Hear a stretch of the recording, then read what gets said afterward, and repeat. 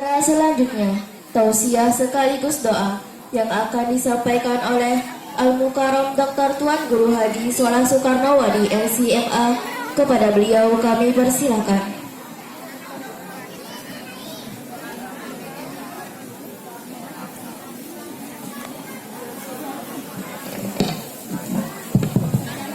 Bismillahirrahmanirrahim. Assalamualaikum warahmatullahi ta'ala wabarakatuh.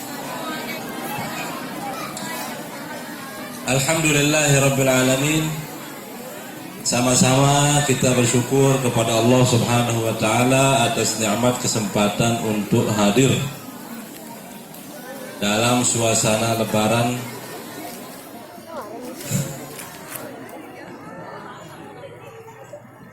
kita konser tadi ya.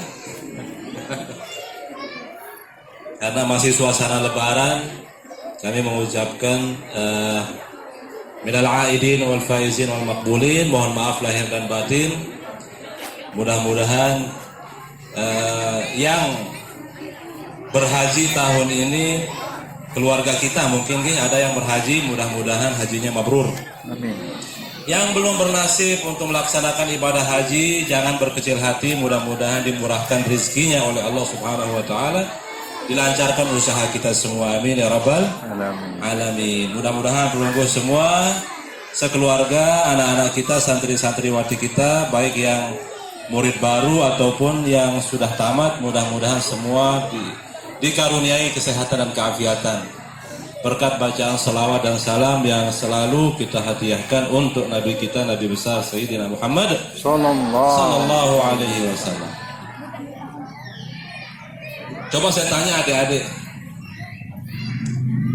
rukun Islam itu ada salah. Ada 5, berarti tidak fokus ini. Ya. Jadi rukun Islam itu ada berapa? 5. Rukun Islam yang paling terakhir apa? Haji, ya. Kenapa Allah letakkan haji itu di urutan rukun Islam yang kelima dan yang terakhir? Karena haji itu adalah ibadah yang berat, ibadah yang sulit. Tidak semua orang bisa melaksanakannya. Makanya mayoritas umat Islam, kebanyakan umat Islam tidak melaksanakan haji.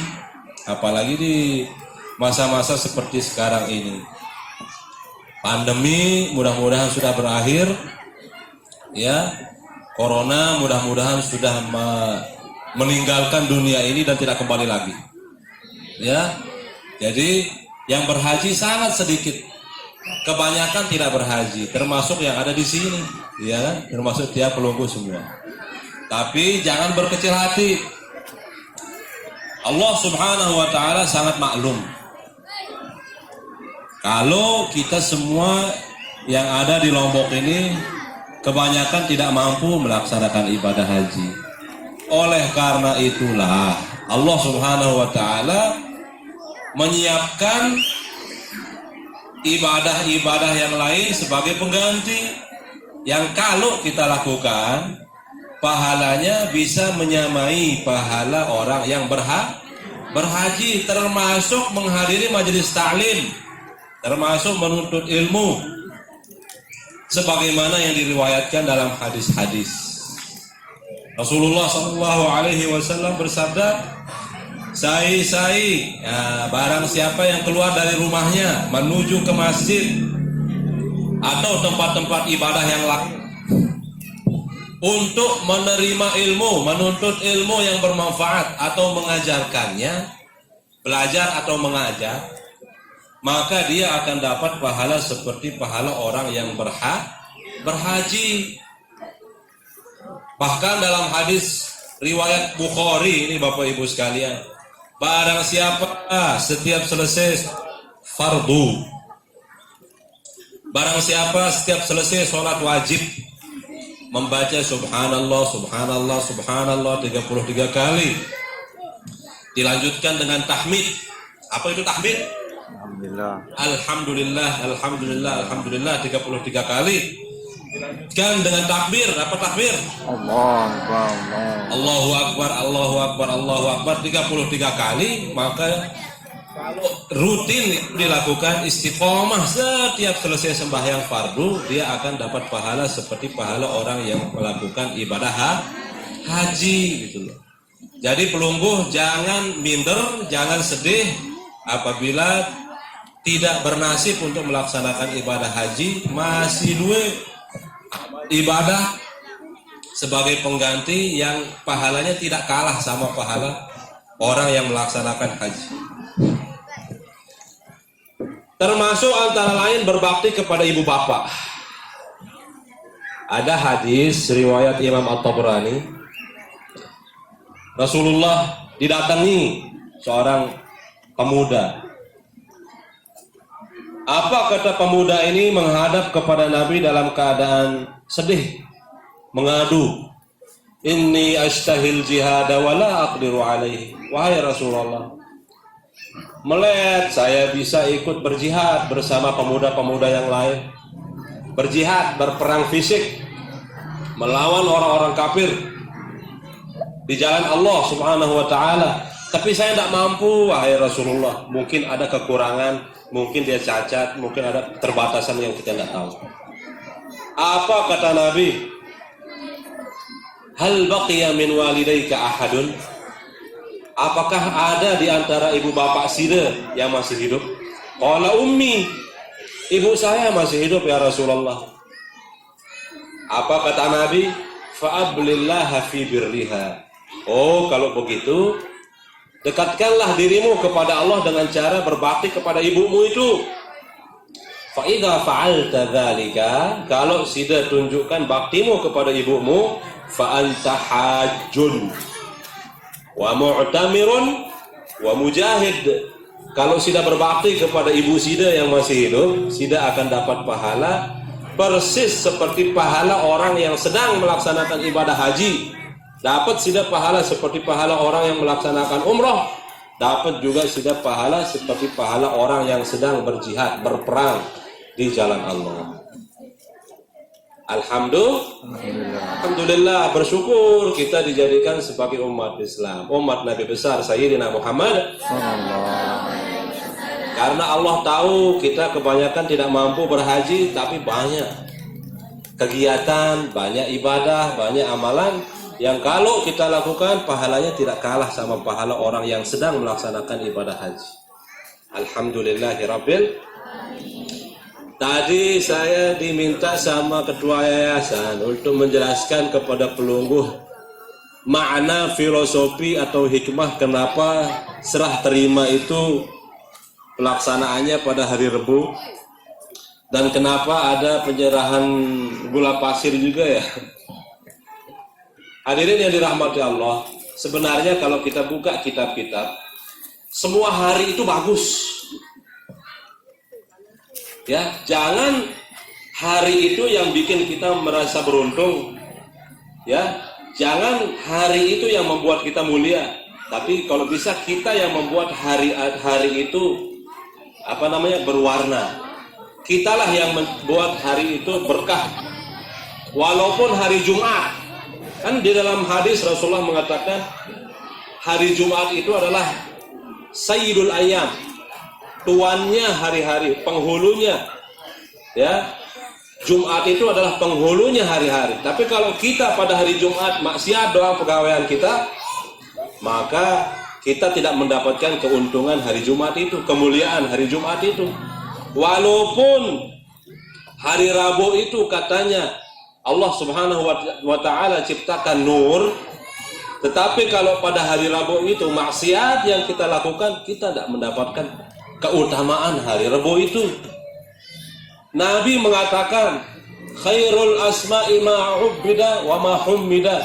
Sebagus-bagus nama kalau pelungguh punya anak, Nabi mengatakan kalau mau kasih anak mau kasih nama untuk anak, mau siapkan nama, pilihkan nama yang ada Abdulnya atau Muhammadnya. Misalnya Abdullah, Abdul Rahman, Abdul Rahim, Abdul Qudus. Atau Mahummida, atau yang namanya nama Nabi Muhammad. Nabi Muhammad kan banyak nama lain Nabi Muhammad banyak. Yasin, Toha. Nama Nabi kita loh, Nabi Muhammad, Muhammad, Mahmud, Ahmad, Hamid. ya, Al-Mujtaba, Al-Mustafa, itu nama Rasulullah Sallallahu Alaihi Wasallam. Tapi jangan samakan Muhammad Zainuddin bin Abdul Majid dengan Muhammad bin Abdul Wahab.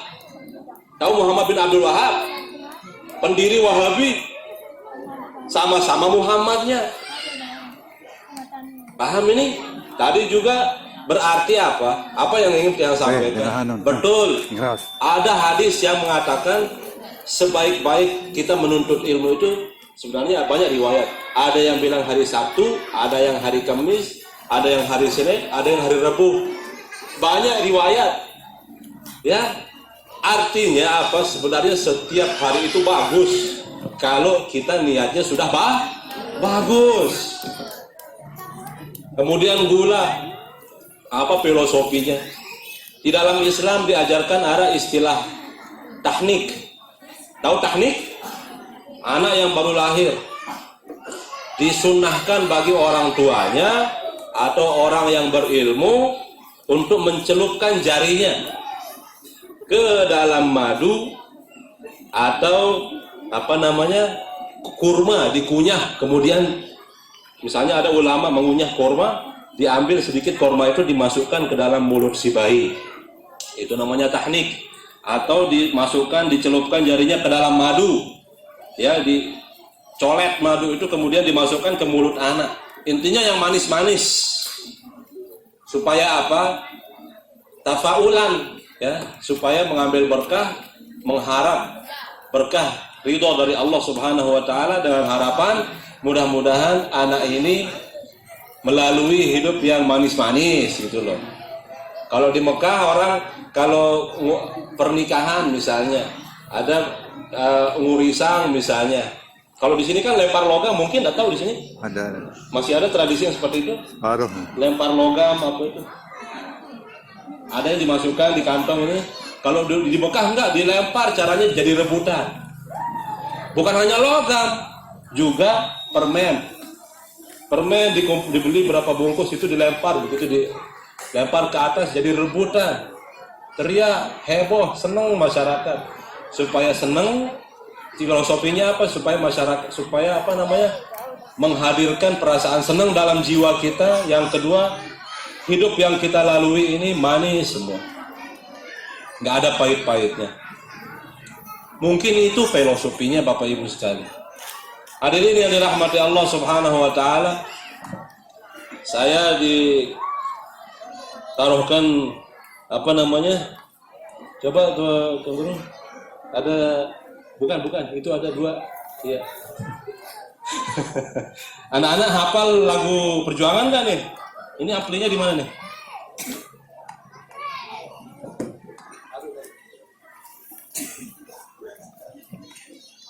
Hafal nggak anak-anak lagu perjuangan? Lagu perjuangan apa yang dihafal? Nah, PDI. Oh, PDI.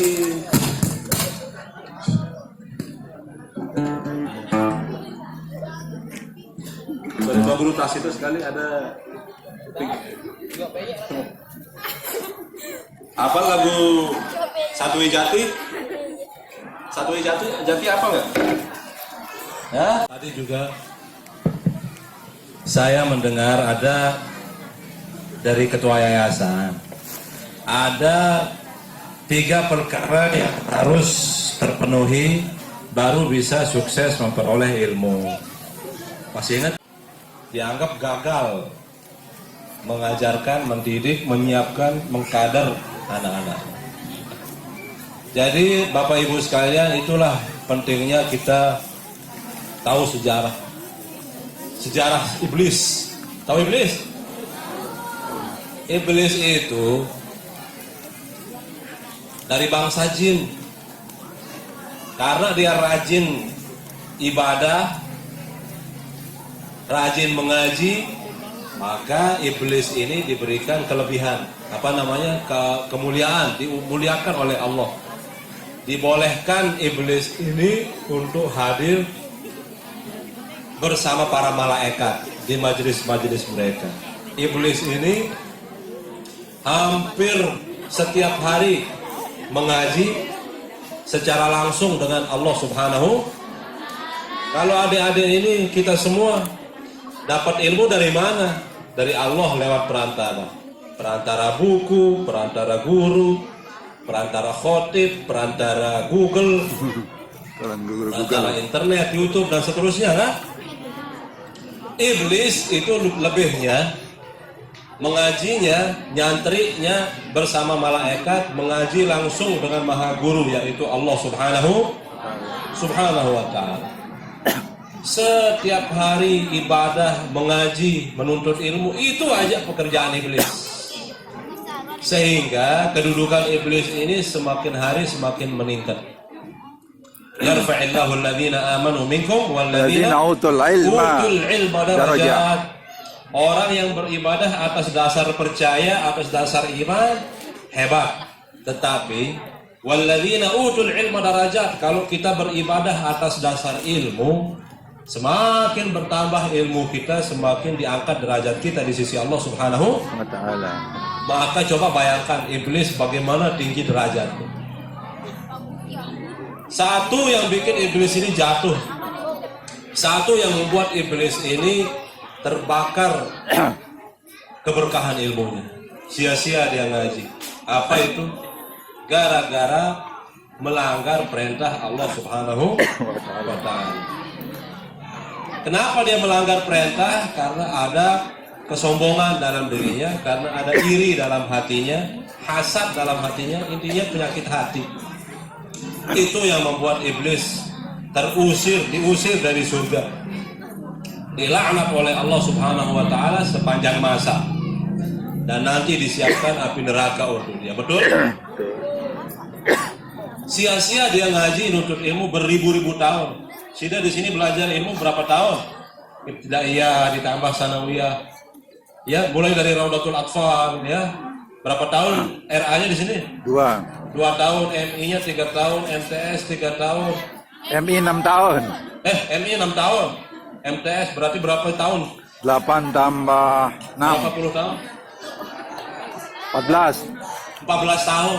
Tidak seberapa dibandingkan iblis yang beribu-ribu tahun ngaji, nyantri bersama para malaikat. Nah, apa yang membuat iblis ini dilaknat? Sakit dalam hatinya. Hatinya kotor.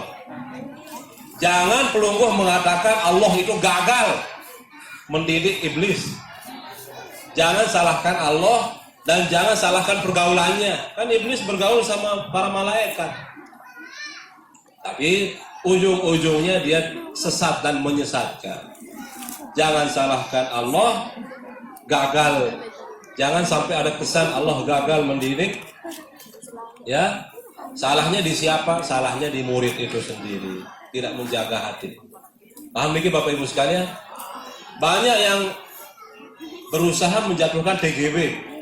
Mudah-mudahan ini tidak dipotong-potong, bisa fitnah dia. Banyak yang berusaha menjatuhkan Tuan Guru Bajang.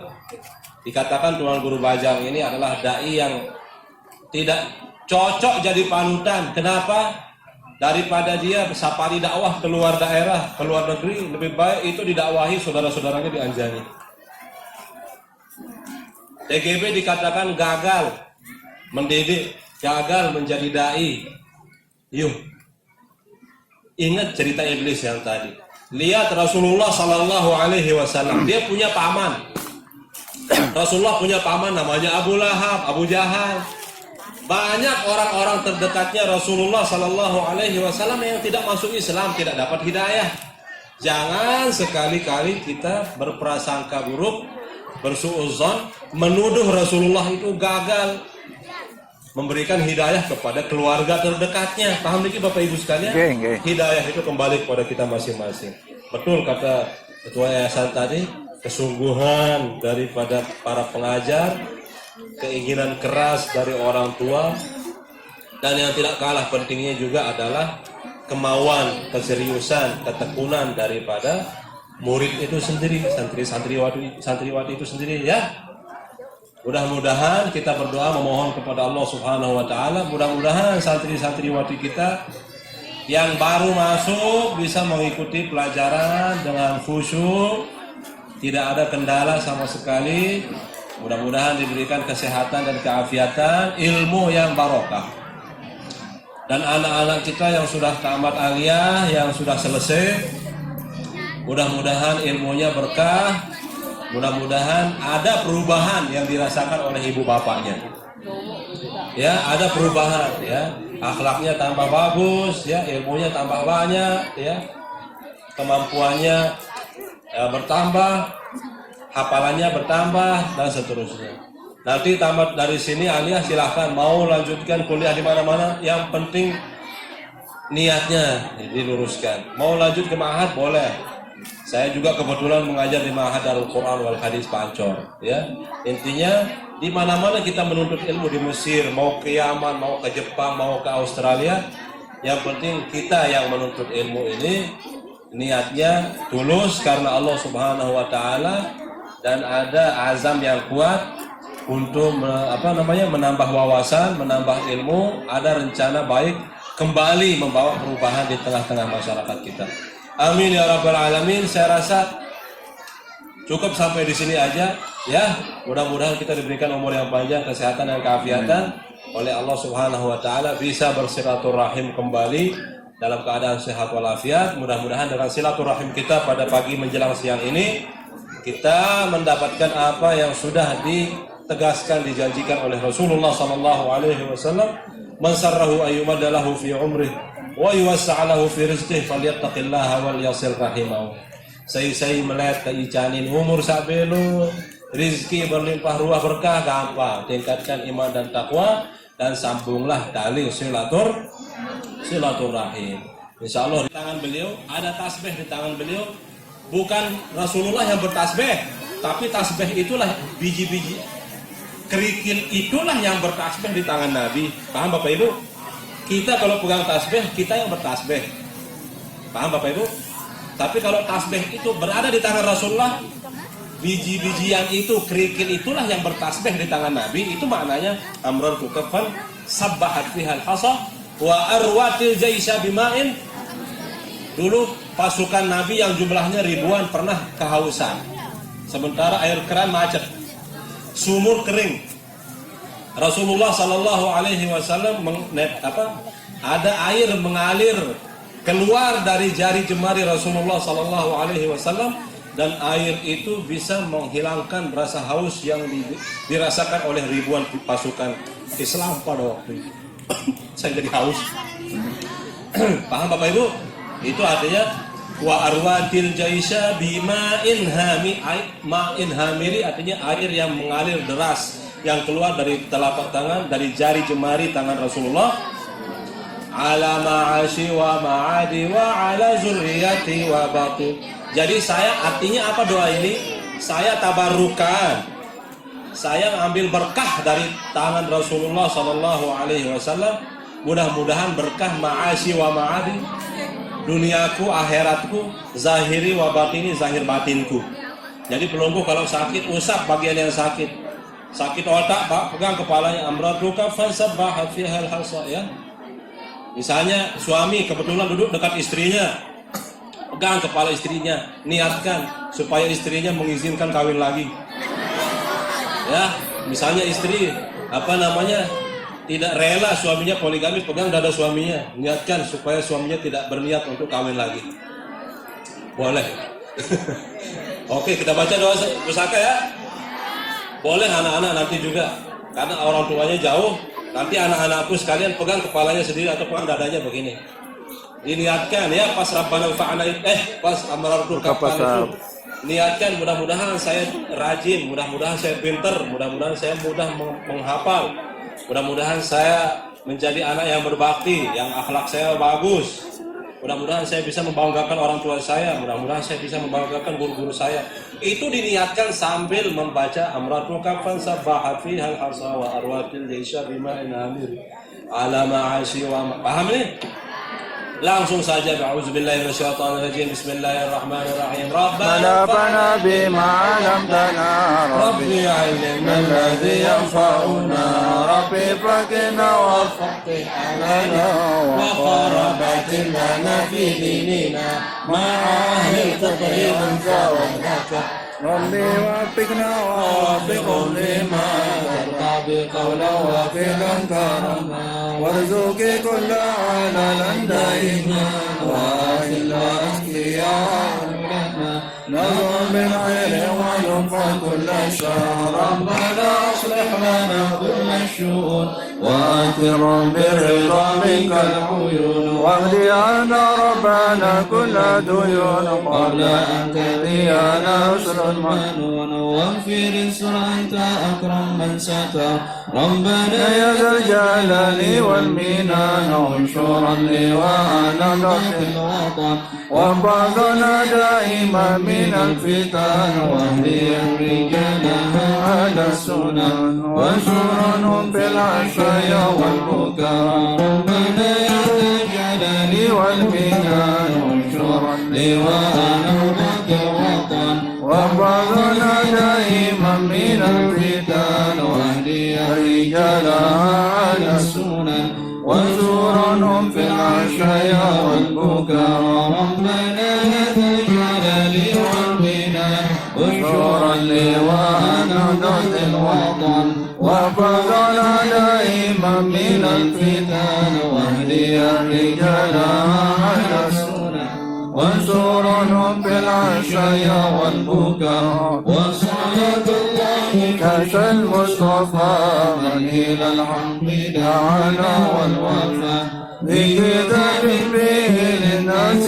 شفاء وعلى الآل الكرام الشرفاء وعلى صحب المصابيح الغرى أمردك فسبعت فيها العصا وأروت الجيش بماء الهمير على معاشي ومعادي وعلى ذريتي وبطني وظاهر أمررتك فسبعت فيها العصا وأروت الجيش بماء الهمير على معاشي ومعادي وعلى ذريتي وبطني وظاهر أمرتك فسبعت فيها العصا وأروت الجيش بماء الهمير على معاشي ومعادي وعلى ذريتي وبطني وظاهري. يا سيدنا يا رسول الله الله قد حيلتنا وأنت وسيلتنا أدركنا يا رسول الله اللهم لك الحمد وإليك المشتكى وأنت المستعان ولا حول ولا قوة إلا بالله العلي العظيم ربنا آتنا في الدنيا حسنة وفي الآخرة حسنة وقنا عذاب النار وادخلنا الجنة مع الأبرار يا عزيز يا غفار يا رب العالمين وصلى الله وسلم على سيدنا محمد طب القلوب ودوائها وعافية الأبدان وشفائها ونور الأبصار وضيائها وبهجة النفوس ورواحها وعطر المجالس وفواحها وعلى آله وصحبه عدد الأدواء ودوائها sama-sama سبحان ربك رب العزة عما يصفون وسلام على المرسلين والحمد لله رب العالمين.